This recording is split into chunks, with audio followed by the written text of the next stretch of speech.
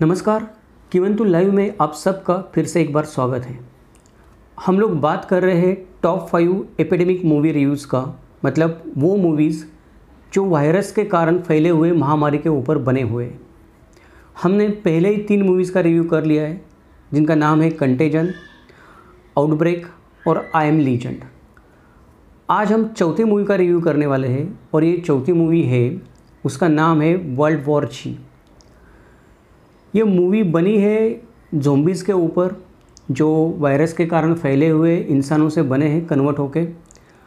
और ये मूवी बात करती है अगर पूरी दुनिया में कोई महामारी फैल जाए तो उसका मुकाबला करते वक्त इंसानियत की हालत क्या हो जाएगी, इसके ऊपर ये मूवी बात करती है। ये मूवी बनी है वर्ल्ड वॉर जी नाम के एक सेम नोवेल के ऊपर और इसमें मेन रोल में है ब्रैड पिट, जो मेरे भी बहुत चहेते आर्टिस्ट है और कलाकार है। मैं उनकी मूवी देखना पसंद करता हूँ, ख़ास करके ओशन 11 सीरीज़ मुझे बहुत पसंद है। और इस मूवी में भी उन्होंने अपने कूल परफॉर्मेंस से जान डाल दी है। तो शुरू करते हैं और मैं मूवी के प्लॉट के बारे में बात करूँगा, ज़्यादा स्टोरी नहीं बताऊँगा हमेशा की तरह, ताकि आपका मूवी देखने में बाद में इंटरेस्ट बना रहे। ये मूवी आई थी 2013 में और मूवी में ब्रैड पिट को एक यूनाइटेड नेशन में काम करने वाला इन्वेस्टिगेटर बताया गया है, जो कि यूनाइटेड नेशन में काम करता था और अभी अपने फैमिली के साथ रहता है। जब वो अपने फैमिली के साथ रहने के लिए आए होते हैं बहुत दिनों के बाद, अब वो अपने फैमिली के साथ ही रहना चाहते हैं, तभी अचानक शहर में महामारी फैल जाती है। कई तरह के ज़ॉम्बी आने लगते हैं और वो इंसानों के ऊपर हमला करने लगते हैं और ब्रैड पिट और उसके फैमिली को कुछ समझ में नहीं आता कि अब क्या करें।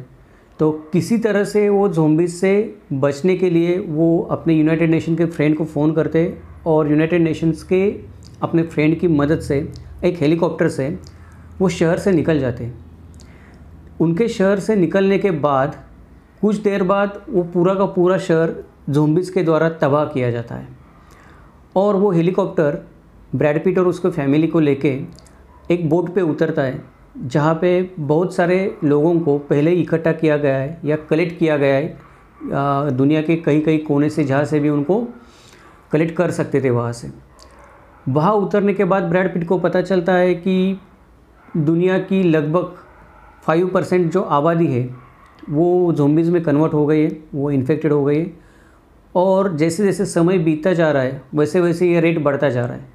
अगर जल्दी से इसके ऊपर कोई समाधान नहीं निकाला, इसका कोई वैक्सीन नहीं खोजा गया, तो ये हो सकता है कि ये पूरी दुनिया में फैल जाए। वैसे तो पूरे दुनिया में फैल ही गया है। ये जो ज़ॉम्बी का अटैक हुआ है ये दुनिया के अलग अलग हिस्सों में अलग अलग जगह पे हुआ है और उसकी तीव्रता कहीं ज़्यादा है कहीं कम है, लेकिन इसने दुनिया को घेर लिया है। ऐसा नहीं है कि ये किसी एक सिटी में हुआ है या किसी एक खंड में हुआ है या कॉन्टिनेंट में हुआ है या कोई एक कंट्री में हुआ है, ये दुनिया के सारे हिस्सों में हो गए। इसके लिए अभी दुनिया में वर्ल्ड वॉर की नौबत आ गई है, ये वर्ल्ड वॉर की सिचुएशन पैदा हो गई है। लेकिन ये वर्ल्ड वॉर किसी एक कंट्री का दूसरे कंट्री के खिलाफ़ नहीं, ये इंसानों का ज़ॉम्बी के खिलाफ़ वर्ल्ड वॉर होने जा रहा है। तो अगर इसको रोकना है तो ज़ॉम्बीज़ को रोकना पड़ेगा, इंसानों को इन्फेक्टेड होने से रोकना पड़ेगा, उनको ज़ॉम्बी बनने से रोकना पड़ेगा। तो उसके लिए क्या कर सकते हैं? तो यूनाइटेड नेशन में जब ब्रैड पिट काम करते थे तो वहाँ पे वो एक बहुत बढ़िया इन्वेस्टिगेटर थे, उनका रेपुटेशन बहुत अच्छा था। तो उन्हें इस काम के लिए चुना जाता है कि एक पथक होता है या एक टीम होती है जो उस बोट से, यूएस से, उस बोट से निकल के जहाँ से ये वायरस पहले पैदा हुआ वो खोजने के लिए जाने वाली थी। तो वो लोग खोज लेते कि पहला मेल कहाँ से आया, पहला इन्फॉर्मेशन कहाँ से मिली इस वायरस के बारे में। तो उनको पता चलता है पहली इन्फॉर्मेशन साउथ कोरिया से मिली। तो एक टीम साउथ कोरिया भेजी जा रही है और बोट का जो कैप्टन होता है वो बोलता है कि ब्रैड पिट को भी उसके साथ जाना पड़ेगा उनके साथ। तो ब्रैड पिट मना कर देता है, वो बोलता है मुझे मेरे फैमिली के साथ रहना है। तो कैप्टन उसको बोलता है कि इस बोट पे जो कोई भी है उसकी भी फैमिली है और उसको छोड़ के ये लोग कुछ ना कुछ कर रहे हैं इंसानियत को बचाने के लिए, तो तुम अपने फैमिली को पकड़ के नहीं रह सकते और इस बोट पे अगर तुम्हें रहना है तो तुम्हें जाना होगा, नहीं तो मैं तुम्हें तुम्हारे फैमिली के समेत नीचे उतार दूँगा। तो अब ब्रैड पिट के पास कोई चारा नहीं बचता, तो वो निकल लेता है। तो एक प्लेन उस बोट से साउथ कोरिया की तरफ निकल लेता है ये ढूंढने के लिए कि ये ज़ॉम्बीज़ आए कहाँ से और उसके बाद ब्रैड पिट की जर्नी चालू होती है इन्वेस्टिगेशन की। और ये जर्नी जो है, ये जर्नी ये मूवी है। आखिर में ब्रैड पिट को वैक्सीन मिल जाता है और वो वापस आता है, और इस बीच में वो जो कुछ भी देखता है वो है वर्ल्ड वॉर Z। और इसके कुछ सीक्वेंसेस है वो बहुत बढ़िया बन पड़े, मैं आपको बोल दूं। और मूवी के एंडिंग में एक मैसेज हम बोले तो ऐसे कुछ मैसेज नहीं मिलता, बस ब्रैड पिट वापस आ जाता है और दुनिया ज़ोंबी से बच जाती है। अब अगर मूवी की हम बात करें तो मूवी के रिव्यूज़ के बारे में या क्रिटिक्स ने मूवी के बारे में क्या कहा, मूवी का प्लॉट इतना ही है बस, और कुछ नहीं है। आप सोचोगे कि वर्ल्ड वॉर Z मतलब हमें कोई टैंक्स देखने को मिलेंगे, एरोप्लेन्स दिखने को मिलेंगे, बढ़िया फाइट सीन्स हो गए दो कंट्री के बीच में, जैसे हमने वॉर मूवीज़ देखी है, वैसे कोई फाइट सीन्स इस मूवी में नहीं है। ये खाली एक इन्वेस्टिगेशन का जर्नी है, जो ब्रैड पिट इन्वेस्टिगेशन का जर्नी करता है और उसके दरमियान उसको जो जो चीज़ें दिखती है, ये है वर्ल्ड वॉर Z। तो कुछ लोगों का इसके ऊपर ऑब्जेक्शन भी है कि आपने नाम तो वर्ल्ड वॉर लिख दिया लेकिन वॉर है कहाँ पे। तो मैं भी आपको बता दूं, आप अगर वॉर का नाम सुनकर देखने जा रहे हो तो ये वॉर जॉनर की मूवी नहीं है, ये क्लासिकल मूवी है, जो क्लासिकल ज़ोंबी मूवीज़ रहती है वैसे एपोकैलिप्स टाइप की मूवी है ये वॉर मूवी नहीं है। दूसरा एक ऑब्जेक्शन इस मूवी के ऊपर लिया जाता है कि ये मूवी में नोवेल से रिलेटेड कुछ भी नहीं है। नोवेल बहुत बढ़िया थी इस मूवी से, ऐसे कहा जाता है कि नोवेल से बहुत इस मूवी ने डिफरेंस बना के रखा है, बहुत सारी चीज़ें अलग है। और नोवेल जितनी इंटरेस्टेड थी ओरिजिनल, उसमें जो चीज़ें थी वो इस मूवी में नहीं है।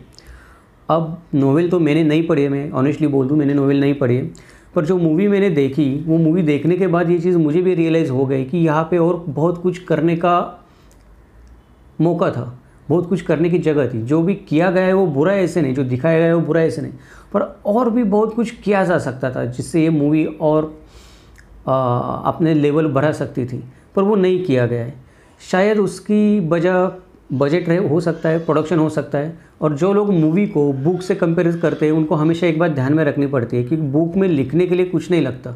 मैं खुद राइटर हूँ, मैंने 2 नॉवेल्स लिखे हैं। अगर मुझे कोई चीज़ बुक में पोर्ट्रे करनी है तो मेरे दिमाग में जो पिक्चर है वो मैं अपने वर्ड्स लिख के, अपने शब्दों में, वो पेज के ऊपर में शब्द लिख के आपके पढ़ने वाले के दिमाग में एक इमेज बना सकता हूँ।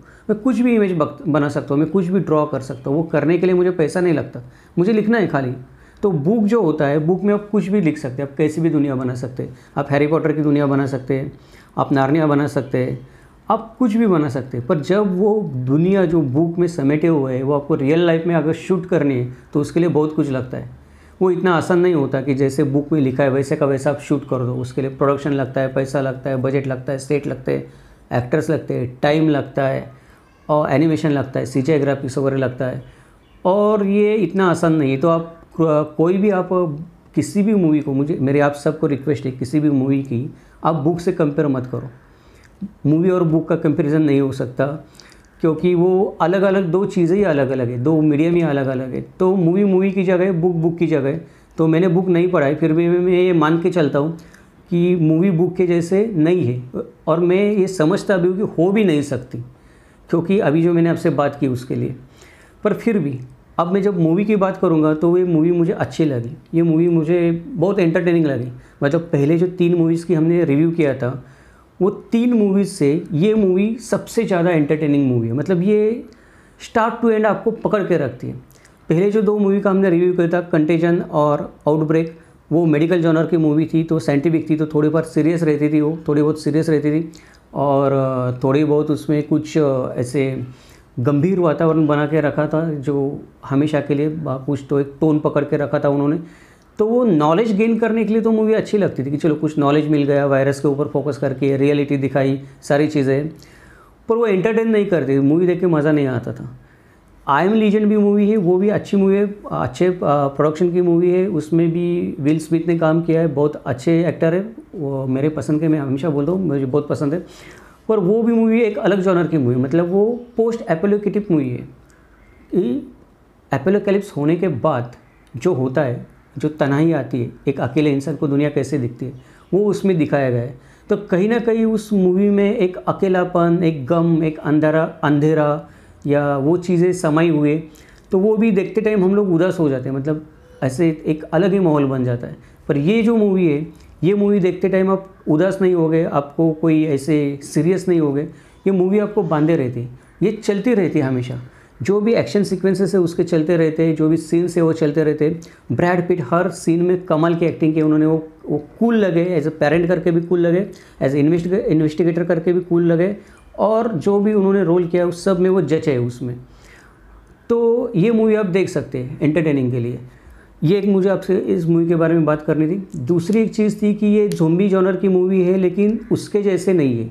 मतलब जो भी आप ज़ोंबी जॉनर की मूवी देखते हो उसमें अननेसेसरीली वायलेंस होता है कि ये वायलेंस क्यों है, इतना समझ में नहीं आता। आजकल एक जैसे ये बन गया, रूल बन गया है कि हम बोलते हैं कि ऐसे रीत बन गई है कि चलो ज़ोंबी की मूवी बनानी है तो क्या करना है, हमें वायलेंस दिखाना है। इस कुछ भी मेकअप करना है, उनको थोड़ा आड़ा तिरछा मेकअप करना है, डरावने चेहरे करने हैं, और वो ज़ोंबी जाके किसी को काट रहे और बिना मतलब का वायलेंस हो रहा है लोगों को डराने के लिए, और कुछ स्टोरी लाइन नहीं है, कुछ नहीं है। बहुत सारी B-C ग्रेड की भी मूवीज़ आती है ज़ोंबी के ऊपर, वो बहुत सारी आती है।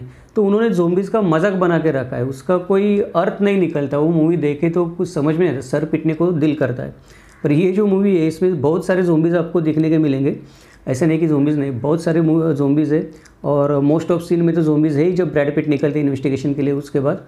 पर ये ज़ोंबीज़ बिना मतलब नहीं है, ये बेवजह नहीं है, या ये बेवजह किसी को काट नहीं रहे, या जैसे वायलेंस हो रहा है वो बेवजह नहीं दिख रहा है, उसमें कुछ मीनिंग है। वो ज़ोंबी के एग्जिस्टेंस को भी कुछ मीनिंग है इस मूवी में, जो दूसरे मूवीज़ में नहीं देखने के लिए मिलता। ज़ोंबीज़ खाली घोस्ट है, ज़ोंबीज़ खाली वैम्पायर है, ज़ोंबीज़ खाली कुछ भी है, और खाली इंसानों को काटने के लिए दौड़ते हैं और कोई ना कोई उनसे बच रहा है। और ये दूसरे जो B-C ग्रेड के मूवीज़ में दिखता है ज़ोंबीज़ के, इसलिए वो मूवी देखने को दिल नहीं करता। वैसा इस मूवी में नहीं होता। इस मूवीज़ में हम सोचते, हम ज़ोंबीज़ के एंगल से भी चीज़ें सोचने लगते हैं, ये क्या है, ये क्या हो रहा है करके। अभी मैं ज़्यादा बात नहीं करूँगा इसके ऊपर, क्योंकि वो स्पॉइलर हो जाएगा, आपको स्टोरी पता चल जाएगी, सस्पेंस चला जाएगा। पर एक बात ध्यान में रखिए कि ये बाकी ज़ोंबीज़ के मूवीज़ के जैसे नहीं है, आप इसको देख सकते हैं। हम इसको टॉप 5 के लिस्टिंग में ले सकते हैं, क्योंकि ये मोस्ट एंटरटेनिंग मूवी मुझे लगी आज तक मैंने जो ज़ोंबीज़ की देखी उसमें। इसका रैंकिंग भी अच्छा है इसमें। हाँ, वैसे आप किसी भी वायरस के ऊपर बनी मूवी के ऊपर देखोगे तो उसका रैंकिंग IMDb 6.2 के आजू बाजू ही है, पर बाकी के जो रैंकिंग मिले इस मूवी को उससे हायर है। और ये इसलिए मिले क्योंकि क्रिटिक को ये मूवी अगर 6.2 तक लगती है, लेकिन ऑडियंस को ये मूवी 10 में से 8 या 9 रैंकिंग की लगती है, क्योंकि उनको एंटरटेन करती है, वो कामयाब हो जाते हैं एंटरटेनिंग में। तो रैंकिंग की बात ये हो गई। अब ये मूवी से हम सीखेंगे क्या, हम लोग रिलेट क्या करेंगे, क्यों इस मूवी को हमने हमारे टॉप 5 लिस्ट में लिया। मैंने इसको क्यों अपने टॉप 5 लिस्ट में चौथे पायदान पे लिया। मैंने इसको चौथे पायदान पे इसलिए रखा है क्योंकि एंटरटेनिंग मूवी, ये ज़्यादा नॉलेज देने वाली मूवी नहीं है, या कुछ ज़्यादा कुछ फील भी कराती नहीं है हमें कोई चीज़ एपिडेमिक्स के बारे में। पर ये मूवी हमें कुछ बताती है, मतलब इससे कुछ सीख सकते हैं हम लोग। इस मूवी में ऐसे दिखाया है कि एक सिटी में जब वायरस का आउटब्रेक होता है और लोग ज़ोंबी बनने लगते हैं, तो वहाँ की सरकार डिसअपियर हो जाती है। तो किसी का उसके ऊपर काबू नहीं रहता, मतलब पुलिस डिसअपियर हो जाती है, आपका एडमिनिस्ट्रेशन डिसअपियर हो जाता है, और जो ऑर्डिनरी पीपल है, कॉमन पीपल है, उनको बचाने वाला कोई नहीं है। अब आप अपने भरोसे हैं।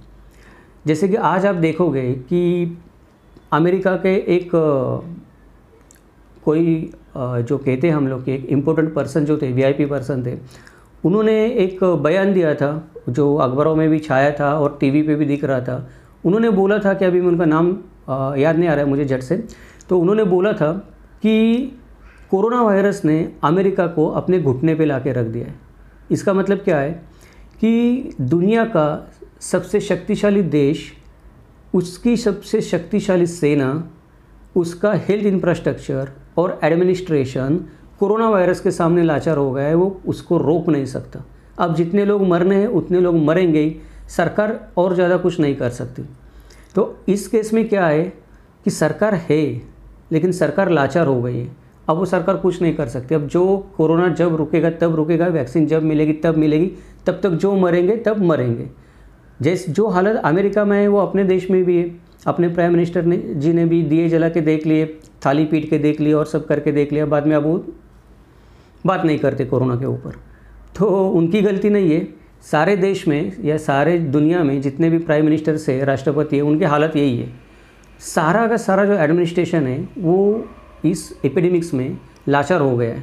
अब आप सोच लो, ये लाचार हो गया है तो इतने हालत बुरे हो गए हमारे। अगर ये सरकार ही गायब हो जाए, वो दिखे ही नहीं हमें, सरकार नाम की कोई चीज़ ही नहीं हो डिसीजन लेने वाली, कोई एडमिनिस्ट्रेशन नहीं हो, कोई जस्टिस नहीं हो और कोई हेल्थ सिस्टम नहीं हो और आप ज़ॉम्बीज़ के बीच फंसे हुए हो, तो आप क्या करोगे? मतलब आप आपके दो बेटी है जो आपकी जो 10 साल की है, उससे छोटी उम्र की, और अपनी बीवी के साथ आप एक बार कार में निकलते हो कुछ शॉपिंग करने के लिए और बीच में आके ज़ॉम्बीज़ आपको घेर लेते हैं और वो धीरे धीरे आपकी कार की तरफ आ रहे हैं, तो आपकी क्या हालत होगी? आप किसको कॉल नहीं कर सकते, कोई आपकी मदद के लिए नहीं आ रहा और आपकी कार भी ट्रैफिक में फंसी हुई, तो आपकी क्या हालत होगी? तो आप सोचोगे ऐसा तो होगा नहीं यार, आप बहुत डरा रहे हो, हमें हमेशा डराते रहते हो। नहीं, मैं डरा नहीं रहा हूँ। हमने पिछले 3 मूवीज़ में देखा कि जो उस मूवीज़ में दिखाया गया वो 10 साल के अंदर ही या 12 साल के अंदर ही हो गया है। मतलब जो मूवीज़ में दिखाया गया है वो रियलिटी में आ गया है। तो ये मूवी भी 2013 साल में ही अभी रिलीज़ हुई है, तो पकड़ लो 10 या 20 साल है अपने पास और 2025 या 2030 तक ये भी हो सकता है। अगर बाकी के मूवीज़ में जो दिखाया है वो हो सकता है, तो ये भी हो सकता है जो इस मूवी में दिखाया है। कोई ऐसा वायरस आ सकता है जो कोरोना से ज़्यादा शक्तिशाली हो और हम लोग फंस सकते हैं। तो जस्ट आप इमेजिन कर लीजिए कि अभी मुंबई में अपने बांद्रा के पास बहुत सारे मज़दूर इकट्ठा हो गए थे, या नोएडा में अपने दिल्ली के पास गुरुग्राम पे बॉर्डर पे बहुत सारे मज़दूर इकट्ठा हो रहे थे। उन लोगों ने पूरा स्टेशन घेर लिया था। अब वो लोग इन्फेक्टेड नहीं थे, आप समझ लो कि वो लोग इन्फेक्टेड होते और ज़ॉम्बी की तरह होते तो क्या हालत होती? आज अपने शहर बचते? नहीं बचते। तो हालत वैसे ही है जैसे मूवी में दिखाए वैसे, बस जो वायरस का हम मुकाबला कर रहे हैं वो उतना पावरफुल नहीं है जो इंसानों को ज़ॉम्बी बना सके या इन्फेक्ट कर सके वो लेवल तक, लेकिन वो कल करेगा।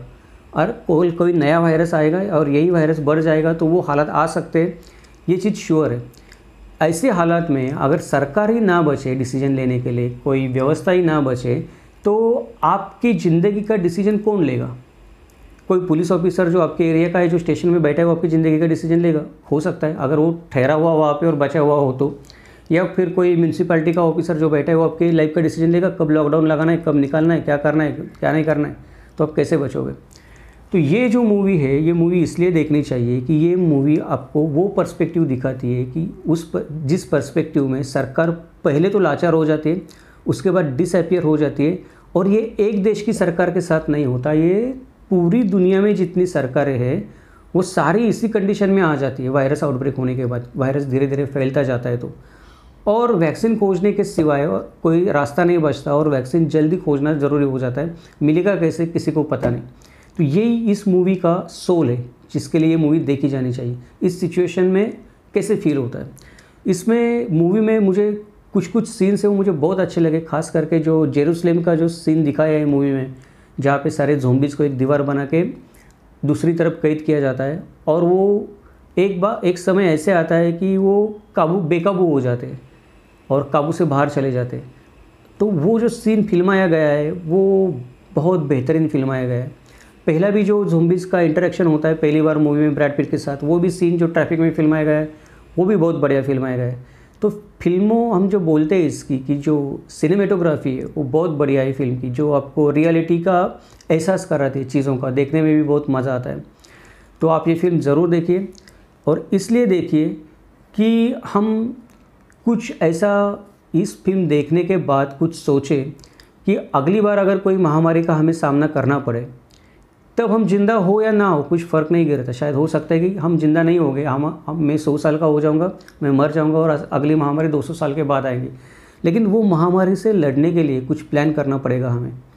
अगर हम प्लान नहीं करेंगे तो बात नहीं बनेगी। कुछ सरकार नहीं बचेगी तो हम महामारी से कैसे निपटेंगे, हम जान माल का नुकसान का कैसे कम करने की कोशिश कर सकते हैं। इसके लिए हमें कुछ रोड मैप बनाना पड़ेगा। जैसे कुछ देशों ने पहले से बना लिया है, मतलब ताइवान है, साउथ कोरिया है, वियतनाम है और बहुत सारे देश हैं जिनके मैं नाम लेता हूँ। जर्मनी ने बहुत हद तक एक अचीवमेंट हासिल की है इसको रोकने के लिए। तो इन लोगों ने पहले से कुछ कोशिशें की है। हमारे पास अभी अलग अलग कोशिश करने का रास्ता नहीं बचा है। ये मूवी देखने के बाद जो चीज़ मेरे समझ में आती है वो चीज़ ये है कि कोरोना वायरस पूरी दुनिया में फैला है, लेकिन हमने उसको अपनी कंट्री के लेवल पे रोक के रखा है। अपनी जितनी क्षमता है, हमारी जितनी क्षमता है उतनी क्षमता से काम करके हमने उसको हमारे कंट्री के अंदर रोक लिया है। पर फ्यूचर में अगर ऐसा कोई वायरस आया कि जो कंट्री के बॉर्डर में ना रुकेगा, उसको कंट्री के बॉर्डर में रोका नहीं जा सके और पूरी तरफ अराजक फैल जाए, तो हम क्या कर सकते हैं।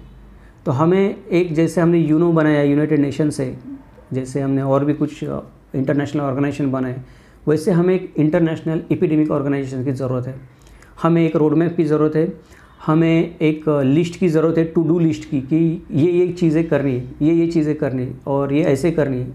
कुछ प्रिपरेशन की ज़रूरत है, कुछ वैक्सीन्स की ज़रूरत है, कुछ बायोडाटा की ज़रूरत है, हमें डेटाबेस की ज़रूरत है, जो वैक्सीन है उसके सारी चीज़ों के इन्फॉर्मेशन की ज़रूरत है और वो इन्फॉर्मेशन एक्सेस होनी चाहिए जब ज़रूरत पड़े तब।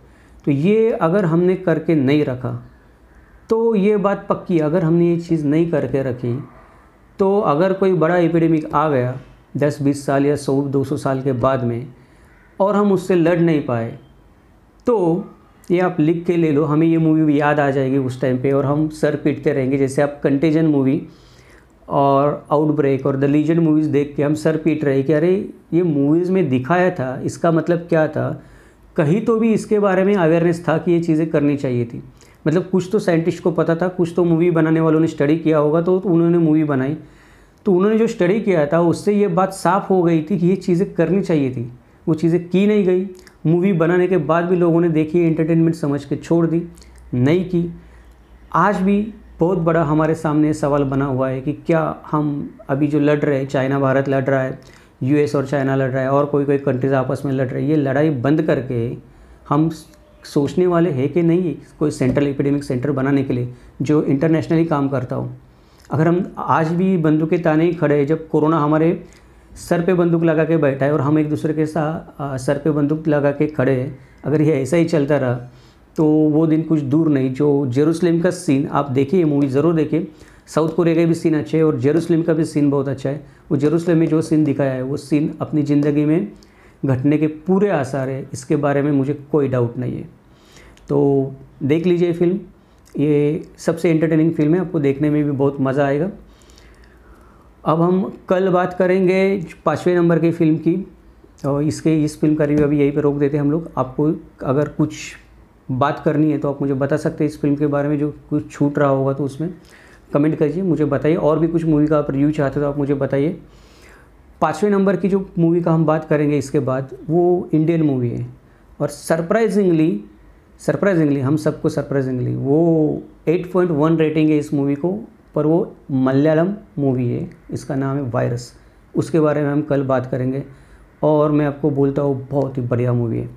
मैंने और इसको टॉप 5 रेटिंग में लिया है मैंने। अब कुछ लोग मुझे बोलेंगे कि मुझे 5वें नंबर पे 28 डेज़ मूवीज़ लेनी चाहिए थी या 5वें नंबर पे मुझे 12 मंकीज़ मूवी लेनी चाहिए थी। मैंने वो मूवीज़ नहीं ली, मैं एक इंडियन मूवी ले रहा हूँ, तो कुछ तो होगा उसमें इन सब मूवीज़ से ज़्यादा। तो उसके बारे में हम बात करेंगे अपने अगले रिव्यू में। तब तक यही रुकते हैं। खुश रहिए, सेफ रहिए, स्टे होम, स्टे सेफ। धन्यवाद, थैंक यू वेरी मच।